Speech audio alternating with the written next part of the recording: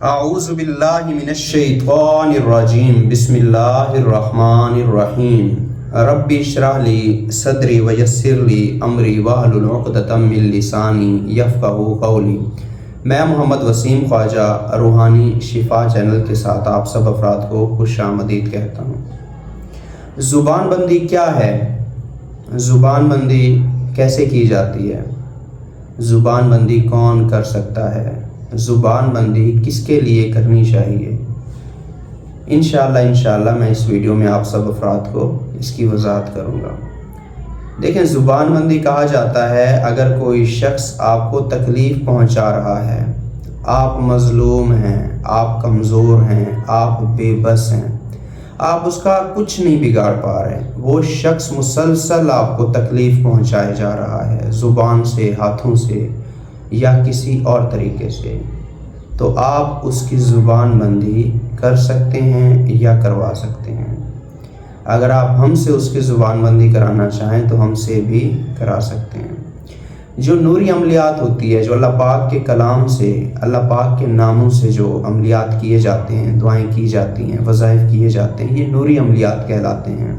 تو ان میں صرف اور صرف جائز مقاصد کے لیے، صرف اور صرف ایسے مقاصد کے لیے جو شریعت اجازت دیتی ہو، آپ فائدہ اٹھا سکتے ہیں۔ یہ ایسے ہی عملیات ہوتے ہیں جیسے اللہ پاک سے دعا مانگنا، لیکن یہ جو ہم آپ کو وظائف بتاتے ہیں یہ 100% انشاءاللہ نتیجہ دیں گے، کیونکہ یہ وظیفے آزمائے ہوئے ہیں اور ان وظیفوں کی میں آپ کو اجازت بھی دوں گا۔ اب زبان بندی کیسے کی جائے؟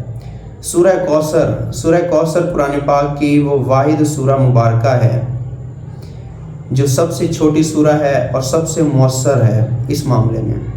سورہ کوثر سے آپ کسی بھی شخص کی زبان کو بند کر سکتے ہیں، زبان پر لگام لگا سکتے ہیں، زبان پر تالا لگا سکتے ہیں، آپ اسے مجبور کر سکتے ہیں کہ وہ شخص آپ کے خلاف ایک لفظ نہ بول پائے، آپ کے خلاف تمام قسم کی شرارت سے مکمل طور پر باز آ جائے، آپ کو نقصان نہ پہنچا پائے۔ تو ان تمام مقاصد کے لیے سورہ کوثر کو 129 دفعہ پڑھا جائے، اول آخر 11 دفعہ درود ابراہیمی پڑھ کے۔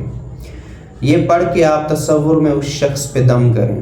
یہ وظیفہ انشاءاللہ پہلے دن سے آپ کو فائدہ دے گا، نتائج دے گا، لیکن اگر آپ چاہتے ہیں کہ زندگی بھر اس وظیفے سے آپ فائدہ اٹھائیں تو 129 دفعہ روزانہ 40 روز تک مسلسل کریں۔ ہر حالت میں اس وظیفے کو پڑھا جا سکتا ہے۔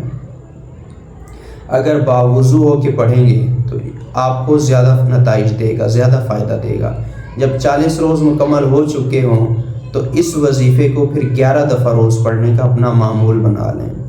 انشاءاللہ تا حیات دشمن کے شر سے، دشمن کی زبان سے آپ کی اللہ پاک حفاظت فرمائیں گے۔ وہ شخص آپ کے حوالے سے نہ کچھ بولے گا، نہ کچھ کہے گا، نہ کچھ کرے گا۔ یہ وظیفہ ان افراد کے لیے بھی بہت فائدہ مند ہے جو جادو کا شکار رہتے ہیں۔ اس وظیفے سے جادوگروں کے شر سے بھی اللہ پاک محفوظ فرماتے ہیں۔ اگر آپ کا جو دشمن ہے وہ جادو کے ذریعے آپ کو نقصان پہنچاتا ہے تو وہ بھی باز آ جائے گا انشاءاللہ۔ اور اس وظیفے کی ہر اس شخص کو میری طرف سے اجازت ہے جو